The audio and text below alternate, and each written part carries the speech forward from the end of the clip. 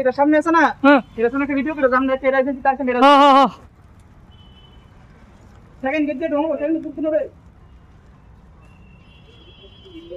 ভাই না করতে হবে এরকম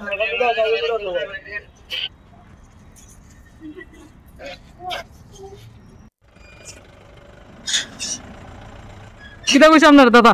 আজকে আমরা হেডকোয়ার্টারে দেখা করেছি। তো আমাদের যে দাবি ছিল যে আমরা স্পেশাল এক্সিকিউটিভ 2022 ইন্টারভিউ দিচ্ছি, এখন আমরা মেরিট লিস্ট আউট হয়নি।